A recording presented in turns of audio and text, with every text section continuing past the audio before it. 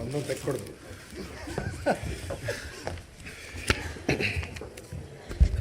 అందరికీ నమస్కారం. కరెక్ట్గా 5 నిమిషాలు ఇచ్చారు, కానీ రామ్మోహన్ నాయుడు తర్వాత మాడతాం కొంచెం ఇబ్బందే. మనోడు మొదలు పెడితే ఆపడు. మిమ్మల్ని అందరూ చూసిన తర్వాత జ్యూరిక్లో ఉన్నానా జోపాలంలో ఉన్నానా డౌట్ నాకు వచ్చింది. ఎందుకంటే ఈరోజు మండే ఆఫ్టర్నూన్ ఇంతమంది వస్తారని మేము ఊహించలేదు. కానీ సెలవు పెట్టారు, డుమ్మా కొట్టారు. కానీ ఈరోజు గౌరవ ముఖ్యమంత్రి చంద్రబాబు నాయుడు గారు ఏం చెప్తారో అని వినేదానికి పెద్ద ఎత్తున ఇక్కడ తరలి వచ్చిన యూరోప్ ఎన్ఆర్ఐ టీడీపీ సభ్యులందరికీ పేరున నా హృదయపూర్వక నమస్కారాలు.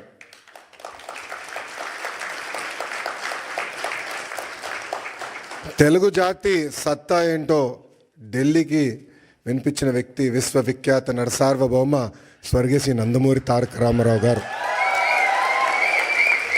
తెలుగు జాతి సత్తా ప్రపంచానికి వినిపించిన వ్యక్తి మన ప్రీతమ నాయకుడు చంద్రబాబు నాయుడు గారు. చంద్రబాబు నాయుడు గారు ముఖ్యమంత్రి అయినప్పుడు కరెక్ట్గా నేను 8th క్లాస్లో ఉండే.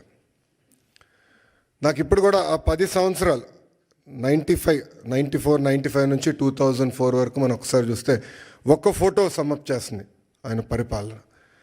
న్యూయార్క్లో వర్షం పడుతున్న సమయంలో ఆయన చేతిలో ఒక ఫైల్ పెట్టుకుని, చంకులో ఫైల్ పెట్టుకుని బ్యాగ్ మోసుకుంటూ నడుస్తూ ఉంటారు ముఖ్యమంత్రిగా. ఆనాడు ఆయన విజన్ 2020 అంటే చాలామంది ఎగతాళి చేశారు. కానీ ఈరోజు తిరిగి వెళ్ళి హైదరాబాద్లో చూస్తే ఆయన చెప్పిన ప్రతి మాట ఈరోజు నిజమైంది.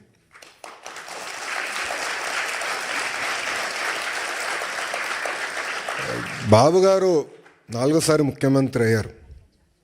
కానీ రాము అన్నట్టు మా అందరికన్నా స్పీడ్. సో రాము అడిగాడు, అన్నా నువ్వు ఢిల్లీ ఫ్లైట్లో వస్తున్నావు అంటే, డోస్ నీకు జాలేరా, నేను వద్దా ఫ్లైట్లో, నేను బాంబే నుంచి వస్తానని చెప్పా. కరెక్ట్గా విఐపి లాంచ్లో దిగిన తర్వాత అడిగా రాముని, ఎలా ఉందిరా ఫ్లైట్ అంట, అన్న పడింది నాకు అన్నాడు.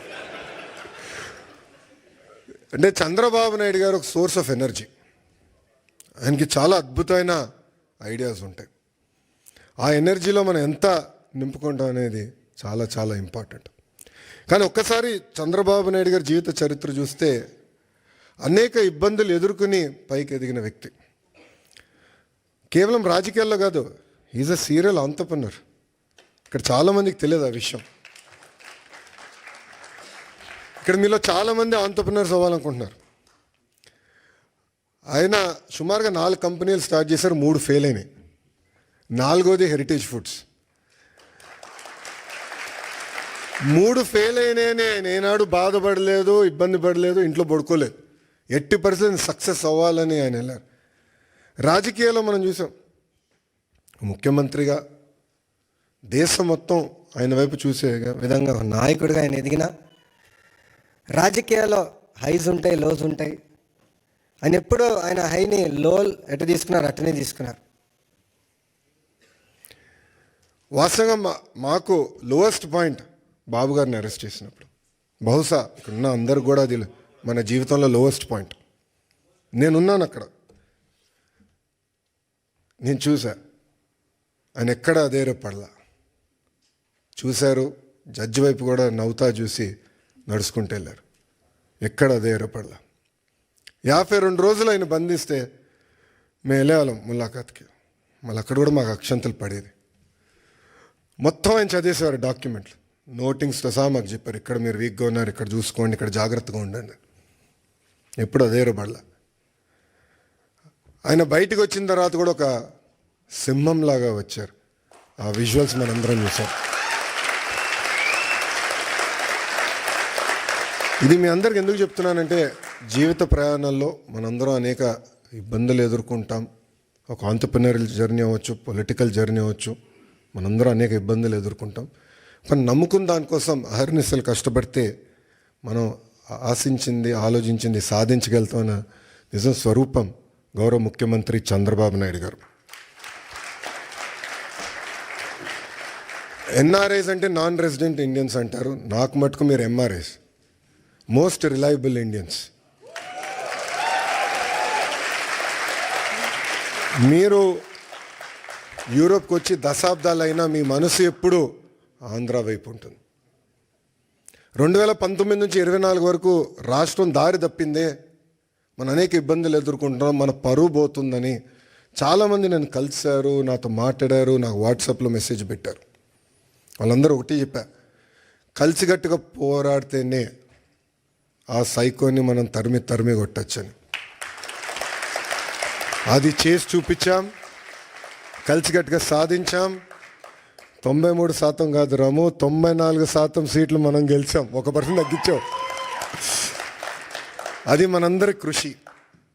ఆ 5 సంవత్సరాల్లో ఇక్కడున్న మీ అందరి సహకారంతో అనేక సంక్షేమ అభివృద్ధి కార్యక్రమాలు కూడా మనం చేశాం. అమరావతి ఉద్యమం కానివ్వండి, దాని తర్వాత ఇప్పుడు చూపించినట్లు యుక్రెయిన్లో తెలుగులు ఇరుక్కుంటే వాళ్ళని తిరిగి భారతదేశానికి తీసుకొచ్చి బాధ్యత తీసుకున్నాం. అంతేకాకుండా మన రాష్ట్రంలో ఉన్న తెలుగులకి ఎడ్యుకేషన్లో కానివ్వండి, హెల్త్ కేర్లో కానివ్వండి ఉద్యోగాలు ఉన్నాయి, మీరు ట్రైన్ చేయండి అని చెప్పి పార్టీ ఆఫీస్లో ఎంపవర్మెంట్ సెంటర్ ఏర్పాటు చేసి కార్యకర్తలు వాళ్ళ పిల్లలకి ట్రైనింగ్ ఇచ్చి ఇతర దేశాలు కూడా పంపించిన వ్యక్తులు మీరు. అందుకే నేను హెచ్ఆర్డి అదేవిధంగా స్కిల్ డెవలప్మెంట్ మంత్రి అయిన తర్వాత ఒక ఆర్గనైజేషన్ ఉంది, అది ఉందని కూడా నాకు తెలియదు వాస్తవంగా. ఆ ఆర్గనైజేషన్ పేరు ohm cap, overseas man power corporation of Andhra Pradesh. అదొకప్పుడు బాబు గారే బ్లూ కాలర్ వర్కర్స్ అంటే కన్స్ట్రక్షన్ వర్కర్స్ మిడిల్ ఈస్ట్కి వెళ్ళేదానికి ఒక ఆర్గనైజేషన్ ఉండాలని చెప్తే మేమందరం కూర్చొని చర్చించి బాబు గారితో కూడా చర్చించిన లేదో అది బ్రాడర్గా చేయండి, ఎక్స్పాండ్ చేయండి.